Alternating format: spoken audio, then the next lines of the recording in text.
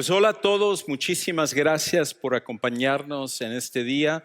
Sobre todo si tú estás aquí por primera ocasión, como Henry decía hace un momento, pudiste haber tomado este domingo para hacer muchas diferentes cosas, pero escogiste estar aquí, acompañarnos en este día y nosotros realmente estamos muy honrados en Sugar Creek de que estás pasando este tiempo junto con nosotros.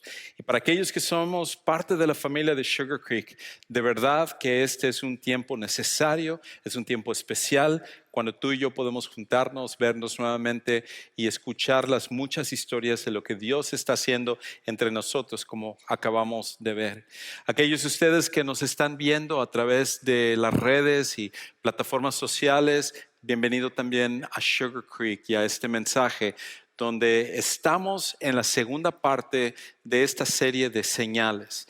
Y lo que hemos estado haciendo en estas dos últimas semanas es que, o la semana pasada y hoy, es que estamos explorando los milagros de Jesús, pero no solamente lo que Jesús hizo, sino por qué lo hizo y qué es lo que estaba atrás de muchos de sus milagros. Sin duda alguna, que todas estas revelan el hecho de que Jesús era el Hijo de Dios, pero también muestra un propósito. Y de alguna manera nos muestra un poco el corazón de Jesús atrás de todo lo que Él hizo. Y por eso la semana pasada estamos hablando acerca de cómo la multiplicación de panes y peces, que es algo que es el único milagro que se menciona en las 4 biografías de Jesús, que se llaman los evangelios, y que muchos de nosotros conocemos esta historia. Quisiéramos tener la habilidad de multiplicar comida hoy en día, en especial con la economía como está, pero la realidad es de que atrás de ese acto milagroso estaba el propósito de no solo multiplicar panes y peces, sino de incrementar la fe de sus discípulos, que ellos serían los que estarían llevando el mensaje del Evangelio. Y hoy vamos a ver otro milagro y lo que está atrás de ello también. Pero para eso es necesario entender algo que la historia de hoy va a tocar.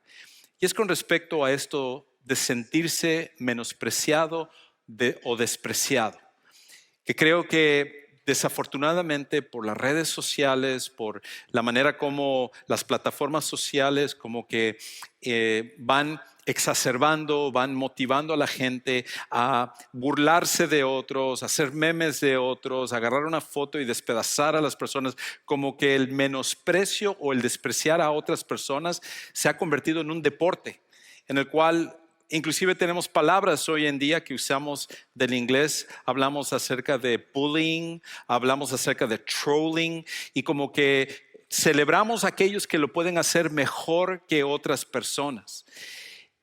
Y sentirse menospreciado, sentirse despreciado es una de las peores cosas. Quizás peor que eso es cuando nosotros participamos de eso hacia otras personas. Y la cosa es que cuando se trata acerca de este tema, ninguno de nosotros nos salvamos, porque sentirse menospreciado es una experiencia universal.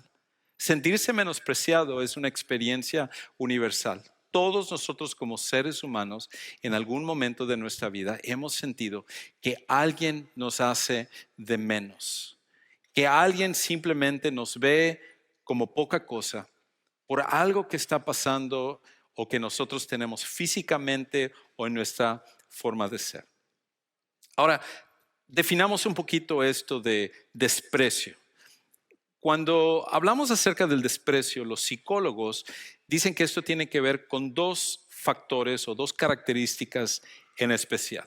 Y la manera como ellos lo describen es así, que el desprecio es una emoción hostil hacia alguien que combina la repugnancia y la falta de respeto.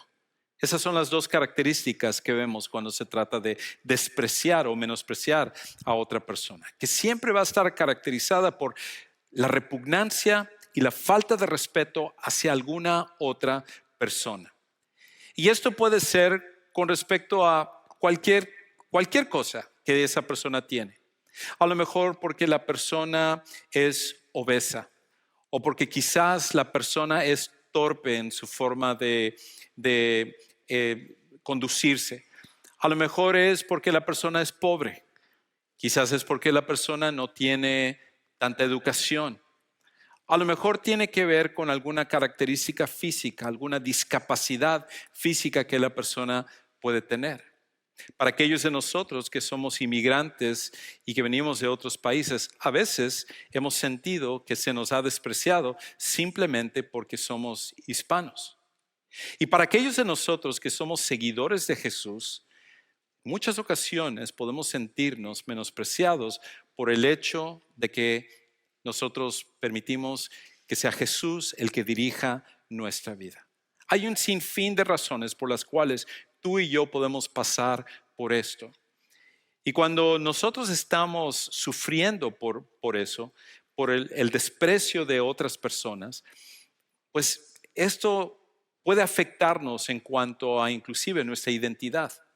Empezamos a escuchar las voces de crítica, empezamos a escuchar las voces de burla, empezamos a escuchar las voces que nos tratan de convencer que nosotros somos menos que los demás, o que hay algo raro con respecto a nosotros, o que nuestra vida nunca estará lo suficiente bien en comparación de todas las demás personas. Y cuando esa voz continúa en nuestra mente, sentimos como que estamos en una fosa, como una fosa que es imposible de que salga. Y este es el problema con respecto a creer estas mentiras y permitir que esto pueda definir cuál es nuestra identidad.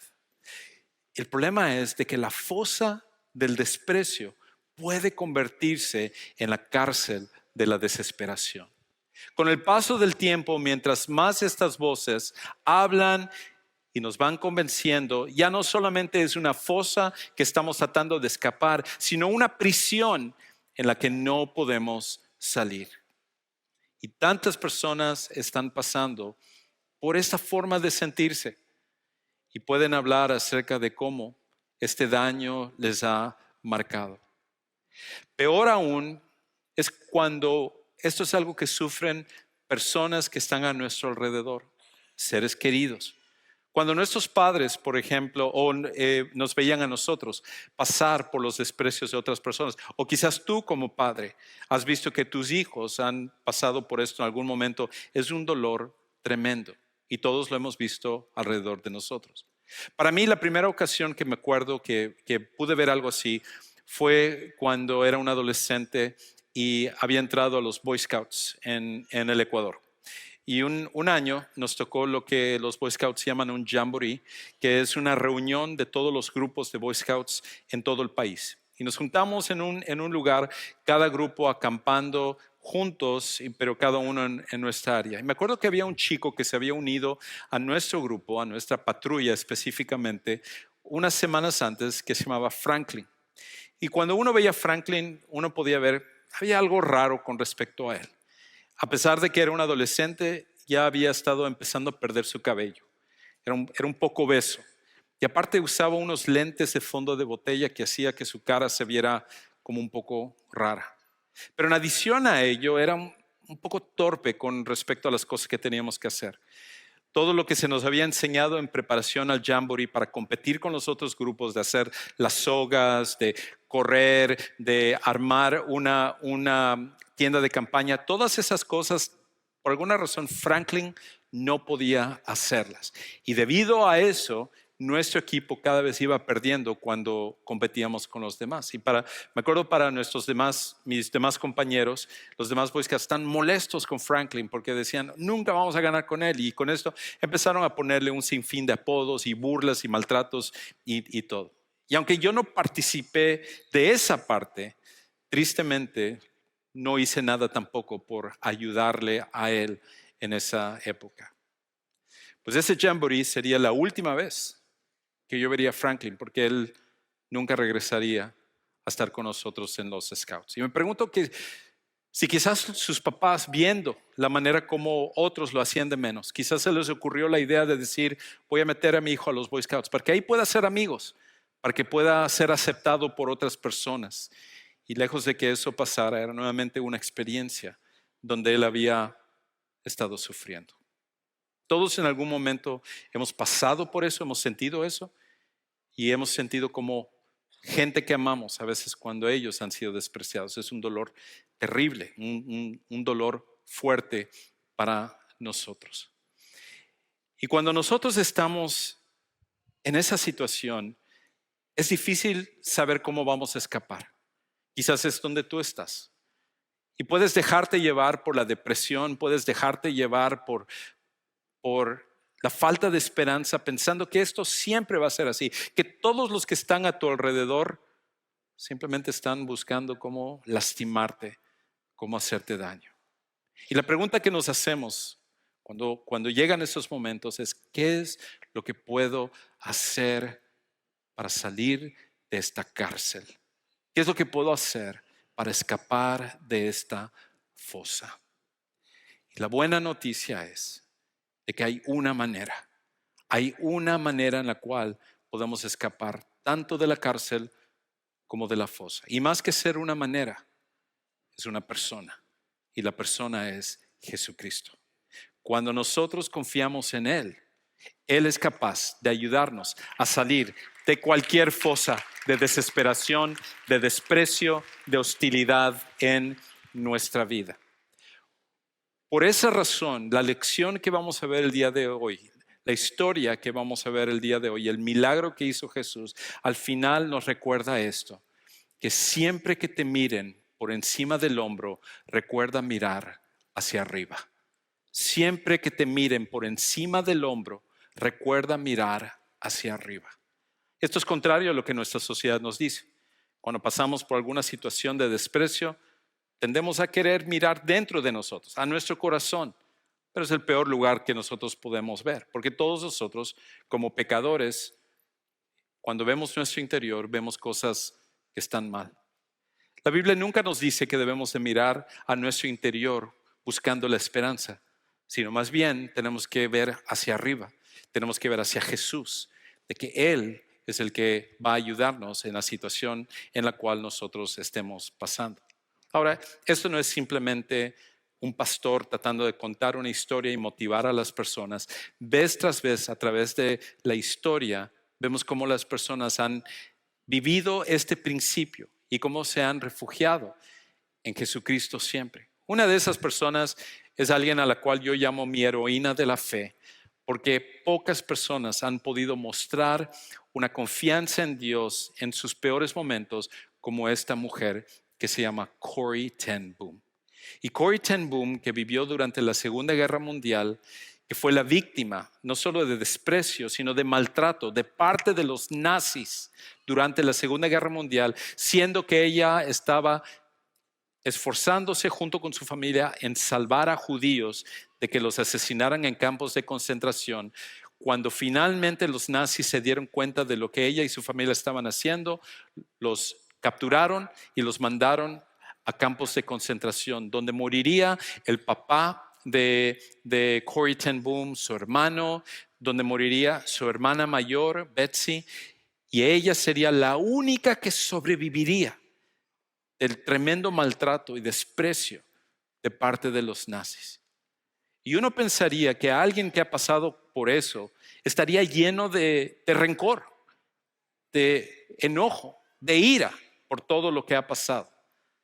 Pero lejos de eso, esta mujer fue una luz para que las demás personas pudieran conocer a Jesucristo. Y en una de las cosas que ella dice hacia el final de su vida, ella dice algo increíble, dice esto: no hay fosa tan profunda que el amor de Dios no sea aún más profundo.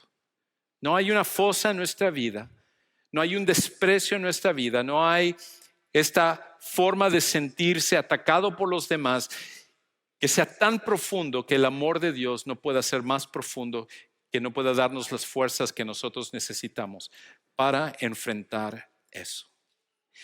Y lo que Corrie ten Boom hizo es lo mismo que tú y yo podemos hacer, que refugiarnos en Jesucristo. Y esto tiene sentido porque Jesús no es simplemente el Hijo de Dios, no es simplemente Dios, que con eso sería suficiente, pero Jesús no se conformó con eso.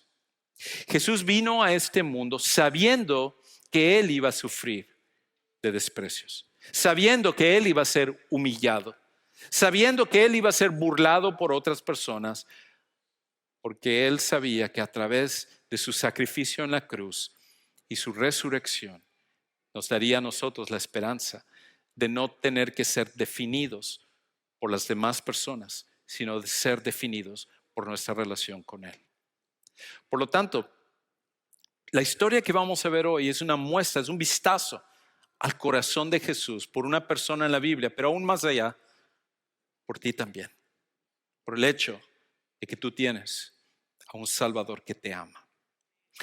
Un día Jesucristo acababa de pasar por el lago de Genesaret y siendo que Él había cruzado, la gente se dio cuenta de que Él estaba viniendo junto con sus discípulos, y en el momento en el cual llega a la orilla de este lago, empieza a bajarse y se va formando una multitud.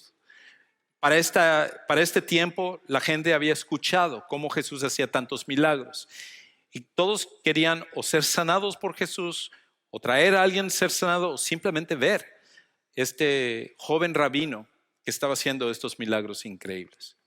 Entre esta multitud había un líder de una sinagoga, que es como una especie de pequeño templo. Y es en esta sinagoga, este líder que se llamaba Jairo, vino delante de Jesús y se postró delante de él y le rogó a Jesús que viniera a salvar a su hija de 12 años, que estaba muy enferma y que se estaba muriendo.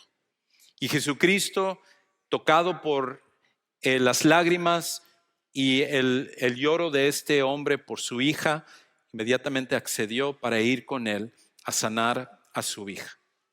Pero en el camino hacia ir hacia allá, otra persona detuvo a Jesús por un momento, una mujer. Contrario a Jairo, esta mujer no sabemos cuál es su nombre. Y es un contraste bastante grande esta mujer con Jairo, porque mientras que Jairo era un hombre admirado por las personas, era alguien bien visto por el hecho de que era un líder espiritual, era alguien que delante de las personas ellos hubieran pensado, si alguien merece que recibir un milagro de Jesús, ese es Jairo. Esta mujer, en cambio, era completamente lo contrario. Era una mujer que había vivido de desprecios. A ella había sufrido los blancos de críticas, de ataques, de burlas de otras personas a través de su vida. Y hasta cierto punto era visto como una persona que Dios había abandonado por la situación que ella estaba pasando. ¿Cuál era esta situación? Ella había estado pasando por una hemorragia durante los últimos 12 años. Ahora, quizás en nuestro tiempo nosotros lo veríamos simplemente como una enfermedad, pero debido a que en la sociedad judía se regían por la ley en el Antiguo Testamento, el tiempo antes de Jesús, la ley que Dios había dado a Moisés para el pueblo de Israel, una de las cosas que especificaba en uno de los libros que está en la Biblia que se llama Levíticos, dice que cuando una mujer pasa por una hemorragia, ella no puede entrar en contacto con otras personas porque contamina a esas personas. No solamente ella tiene que esperar a que su hemorragia se detenga, sino que tiene que pasar un tiempo en donde ya no esté sangrando. Y cuando eso pase, entonces podrá ella regresar a seguir adorando a la sinagoga o en ese tiempo al tabernáculo y posteriormente al templo. Pero en este caso, esta mujer tenía una hemorragia que no se detuvo. Y por lo tanto, cuando las personas se daban cuenta acerca de lo que ella estaba pasando, la evitaban por completo. Ella no podía evitar que quizás el olor de la sangre o las manchas que ella tenía en su ropa la delataran delante de los demás. Y seguramente hasta su propia familia le había hecho a un lado, la había despreciado, la había rechazado, porque eso significaría que ellos también serían contaminados. Y no poder ir al templo era como que estabas lejos de Dios, por lo menos en la mentalidad de esa época. Por lo tanto, nunca ella hubiera recibido una invitación por parte de su familia para ir a su casa, para recibir un abrazo, para sentarse en una de sus sillas, porque ellos tomarían eso como ser contaminados también. Y no era solamente su familia y sus amigos más cercanos y seres queridos los que la despreciaron, sino a medida que esa noticia empezó a regarse y otros se daban cuenta de lo que ella estaba sufriendo, ella, al ir caminando por las calles, Tendría que acostumbrarse a ver que la gente tan pronto la viera, la esquivara para ni siquiera toparse con ella, para que ni siquiera su ropa llegara a pegarse de alguna manera con la de uno, porque inmediatamente era una señal de contaminación. Y entonces, esta mujer viviría de esta manera, no por un poco de tiempo, por 12 años.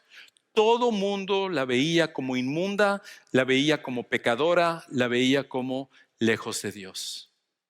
Era casi como si ella fuera una leprosa, pero sin la enfermedad de la lepra. Imagínate cómo te sentiste tú cuando nosotros pasamos solamente por una cuarentena de un año durante la pandemia.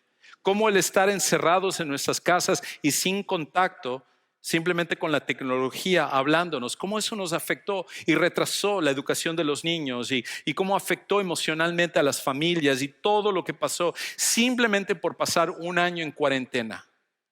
Ahora imagínate lo que esta mujer se sentiría por pasar una cuarentena de 12 años, donde nunca recibiría una sonrisa, un abrazo, unas palabras de cariño.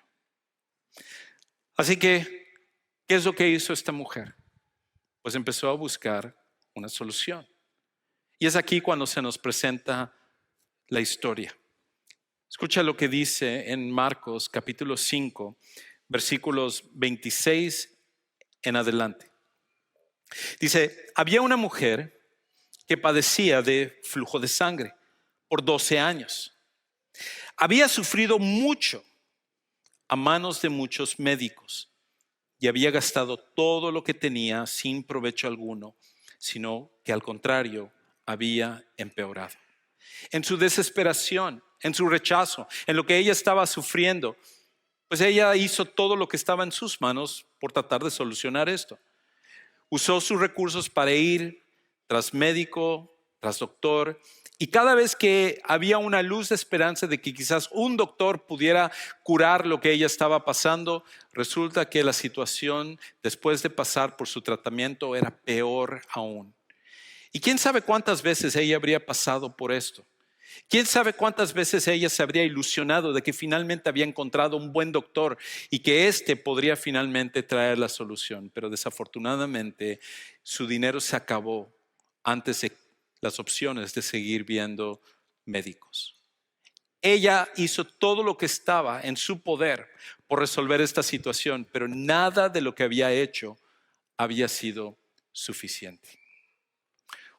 Un día, ella escuchó acerca de un joven rabino que estaba haciendo milagros, cosas increíbles que nadie había podido hacer antes. Inclusive, quizás en algún momento escuchó una conversación de personas que ellos especulaban que quizás este era el Mesías prometido por Dios que ellos habían estado esperando por cientos de años. Y entonces cuando ella escuchó que ese joven rabino estaba ahí en medio de ellos, imagínate cómo ella habría reaccionado. Imagínate si tú estuvieras en los zapatos de ella, o más bien las sandalias de ella, ¿qué es lo que tú harías? No caminarías a buscar a Jesús, correrías a buscarlo. Y entonces, eso es lo que continúa diciéndonos la historia. Escucha lo que dice en el versículo 27 y 28. Cuando ella oyó hablar de Jesús, se llegó a él por detrás entre la multitud y tocó su manto, porque ella decía, si tan solo toco sus ropas, sanaré. Ella estaba pensando, Dios, sáname de esta enfermedad, quítame lo que yo estoy pasando. Y quién sabe cuántas veces esas oraciones parecía que estaban siendo ignoradas por Dios. Y sin embargo, de una u otra manera, ella mantenía la fe en Dios. A lo mejor personas le habrían dicho, te mereces lo que estás pasando. Dios es el que te está castigando. O Dios no quiere nada contigo porque tú ni siquiera puedes ir al templo a adorarle. Pero a través de eso, de alguna u otra manera, ella estaba manteniendo la fe. Así que cuando supo que Jesús estaba ahí, ella fraguó un plan y entonces dijo, Ni siquiera lo voy a molestar. Ni siquiera le voy a decir, ni siquiera se lo voy a pedir.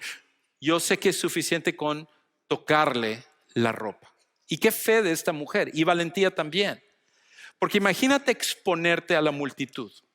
Lo que la Biblia nos dice es que mientras Jesús iba hacia la casa de Jairo para sanar a su hija de 12 años, la multitud se había formado alrededor de él y todos le estaban apretando y él estaba en medio de ellos tocando a todo mundo. Y entonces ella lo único que quería hacer es estar en esa multitud y tocar a Jesús.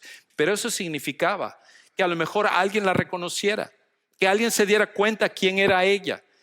Y si eso se diera, imagínate la reacción de la multitud. Quizás le golpearían, quizás la matarían. Ella no sabía cómo iban a reaccionar, porque ella estaría contaminando a esa multitud. Y aún peor, quizás en la mente de ella pensaría, ¿qué tal si ella contamina a Jesús mismo? Por lo tanto, en vez de pedirle el milagro, ella lo que pensó es robarle el milagro a Dios. El problema es que nosotros no podemos hacer eso. No podemos robarle milagros a Dios. Lo único que podemos hacer es confiar en Él y en su perfecta voluntad. Así que la mujer entonces fue y tocó el manto de Jesús. E inmediatamente, como dice el pasaje, ella sintió que esta enfermedad había sanado. Escucha lo que dice el versículo 29. Al instante, la fuente de su sangre se secó y sintió en su cuerpo que estaba curada de su aflicción. Lo que los doctores por años no habían podido hacer, Jesucristo lo hace instantáneamente. Lo cual nos recuerda esto. Y es algo increíble. Damos gracias a Dios por la tecnología que tenemos y los avances en conocimiento de la medicina y el trabajo que hacen los doctores y enfermeras y aquellos que están en el campo de la salud. Pero esta es la realidad. Los que trabajan en el campo de la salud solo pueden tratar las enfermedades. El único que puede sanarlas es Jesucristo. Y por eso nosotros confiamos en Él y permitimos que Él sea el que tome el control de esto. Así que Jesús hace algo increíble. Finalmente resuelve lo que por años ella había estado padeciendo. Y con esto Jesús muestra cuál era parte de la misión a la cual él había venido. Cuando él dijo que el reino de Dios había llegado. Parte del reino de Dios es esto, que Jesús desea tomar nuestras imperfecciones para hacernos completos. Jesús lo que desea es tomar lo que está mal en nosotros, no solamente espiritualmente en cuestión de nuestros pecados, sino emocionalmente, físicamente. Y Él desea darnos aquello que nos falta para hacernos completos, porque es la única manera cuando nosotros venimos a Jesús. La razón por la cual esta mujer sanó es por Jesucristo, que había quitado lo que estaba mal dentro de ella. Pero entonces el pasaje continúa. Escucha lo que dice ahora el versículo 30. Enseguida Jesús, dándose cuenta de que había salido poder de él, volviéndose entre la gente, dijo: ¿quién ha tocado mi ropa? En medio de una multitud donde todos le están apretando, Jesús dice: ¿quién ha tocado mi ropa? Es por eso que no es de asombrarse la reacción de los discípulos. Ellos estaban pensando: Jesús, ¿estás bromeando? Jesús, ¿estás tomándonos el pelo? Jesús, hay algo que no estamos entendiendo, porque entonces dice el versículo 31, y sus discípulos le dijeron: ¿ves que la multitud te oprime y preguntas, ¿quién me ha tocado? Es absurdo lo que estás preguntando, Señor. Y escucha la contestación de Jesús. Pero él miraba a su alrededor para ver a la mujer que lo había tocado. Todos le estaban apretando, todos habían entrado en contacto con él, pero solamente una persona tenía fe de que entrar en contacto con él iba a ser suficiente para ser sanada. Y entonces, la pregunta que uno puede hacerse es: ¿por qué Jesús quiere como exponerla? Aquí hay una mujer que de forma anónima estaba ya queriendo simplemente entrar, ser sana e irse con la misma, no ser expuesta delante de todas las personas. Y Jesús bien pudo haber la sana y ignorado para que él continúe hacia ir con Jairo, porque Jairo es un hombre importante, es un hombre reconocido. Esta es una mujer anónima, es una mujer rechazada, es una mujer despreciada. ¿Por qué Jesús quiere exponerla? La razón es por algo que él quiere hacer en el corazón de ella y el corazón de esa multitud. Y la clave nos lo da Lucas, otro de los que escriben una de las biografías de Jesús. Y él dice en Lucas 8:47, nos da la clave. Dice, al ver la mujer que ella no había pasado inadvertida, se acercó temblando y cayendo delante de él, y escucha esto, declaró en presencia de todo el pueblo. O sea, no solo una conversación con Jesús donde nadie más escuchó y le está diciendo, perdón Jesús, mira, déjame te hablo a un lado. Mira, es que pasa esto, es que me siento penada. No, dice, declarando delante de todo el pueblo la razón por la cual le había tocado, lo había tocado y cómo al instante había sido sanada. ¿Qué es lo que Jesús estaba haciendo? Jesús no solamente estaba interesado en sanar su enfermedad, estaba interesado en regresarle su dignidad, porque eso es lo que Dios hace. Cuando Él actúa en nuestras vidas, Él quiere sanarnos en todos los aspectos. Y entonces, continúa diciendo en Marcos lo que Jesús le contesta a esta mujer. ¿Se va a enojar Jesús? ¿Se va a molestar? ¿Va a decir, ¿cómo te atreves a tocarme? ¿Cuál va a ser la reacción de Jesús? Marcos 5:34 le dice esto: hija, tu fe te ha sanado. Le dijo Jesús, vete en paz y queda sana de tu aflicción. Cosas muy interesantes. Podría toda una predicación basarme solo en este versículo. Lo primero es esto: de todos los encuentros que Jesús tiene con mujeres y con las personas, es la primera vez que le llama y es la única vez que le llama a una mujer hija. Porque no solamente Jesús en ese momento la había sanado, sino que la había salvado de sus pecados. Y ahora ella era parte de la familia de Dios. Quizás era la primera vez que ella escuchaba un término de cariño durante esos 12 años. En vez de las burlas, Jesús sabía que ella necesitaba escuchar que ella era una hija y que Dios estaba con ella. Pero lo otro es que Jesús quería aclararle una cosa, que lo que le había sanado no era el hecho de que tocó el manto, como un poco supersticioso, que a veces las personas, a veces hasta los seguidores de Jesús, si hago esto, si sigo esto y todo, entonces sé que me va a ir bien. Y ella a lo mejor está pensando eso, sí, hay que tener fe, pero también tengo que tocar. Y Jesús está diciendo, no, Dios no sana por accidente, Dios no obra por accidente. Yo vine aquí para encontrarme contigo porque ese iba a ser el día en el cual tú ibas a ser sano. Todo esto es intencional porque te amo. Entonces, esta mujer necesitaba entender esto.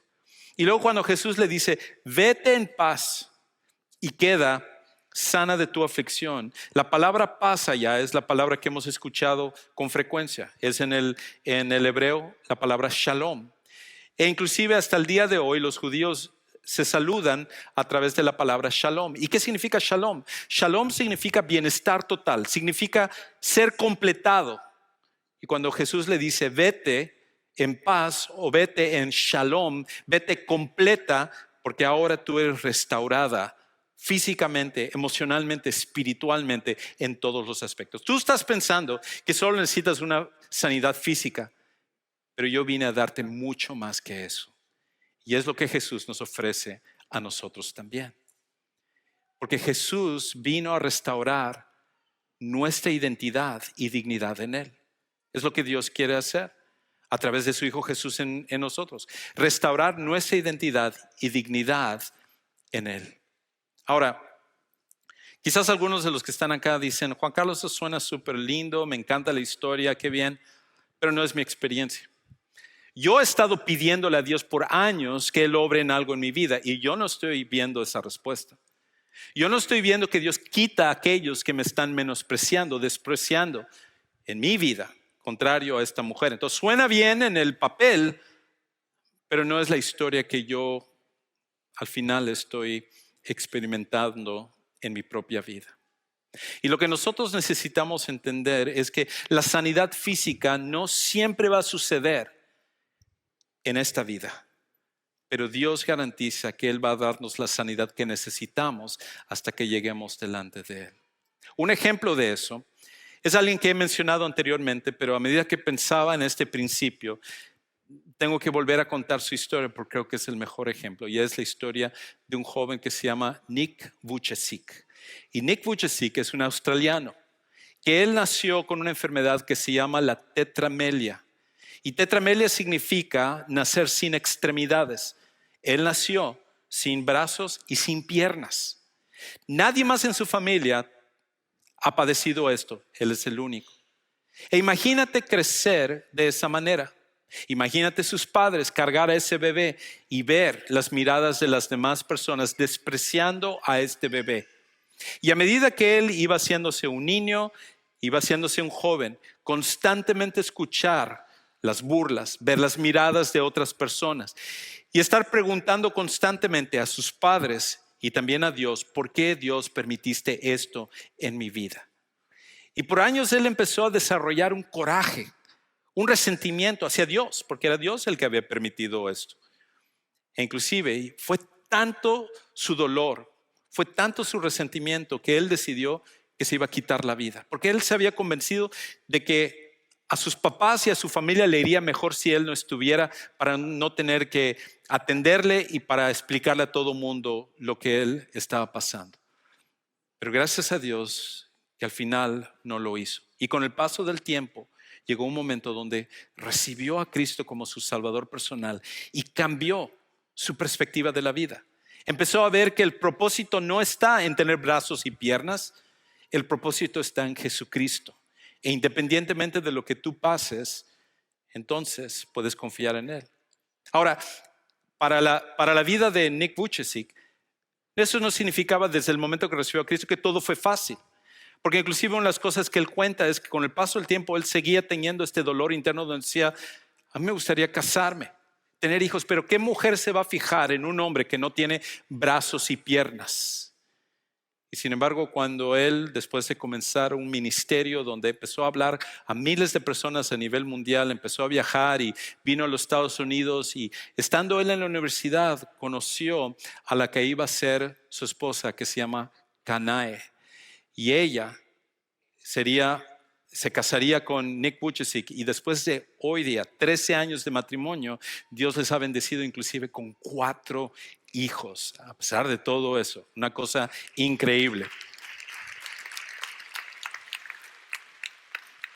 Y esto es lo que Nick dice, lo que te dice a ti, lo que me dice a mí, que ya sea que Dios obre sanando como la mujer con esta hemorragia, o como en el caso de Nick Vujicic, de que uno continúa físicamente igual, él dice esto. Nick dice, no importa quién seas, no importa por lo que estés pasando, Dios lo sabe. Él está contigo, te sacará adelante. El mensaje es el mismo para ti y para mí.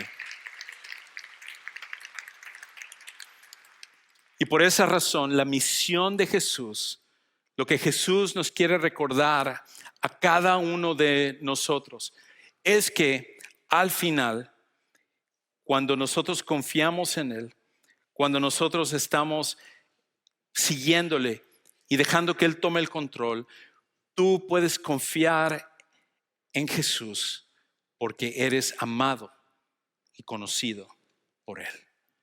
Él ve tus lágrimas y tu sufrimiento y Él te ama y está contigo.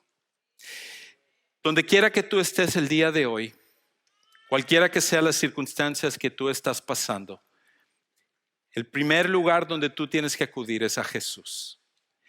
Y Jesús, que te ama, Jesús que entiende tu dolor, te ofrece la salvación que solamente Él puede darte.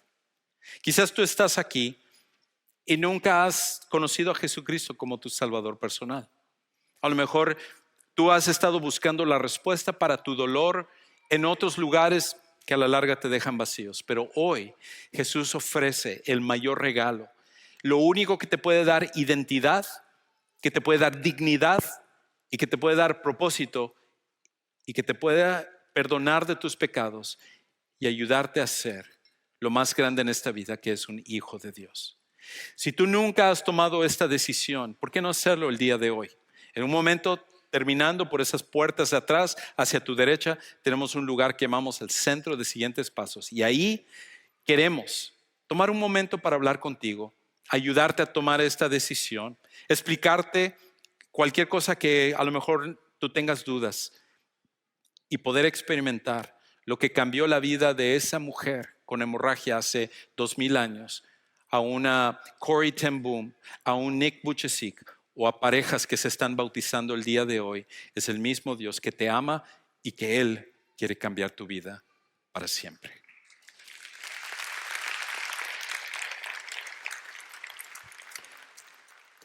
Padre Celestial, qué increíble el amor que tú nos tienes.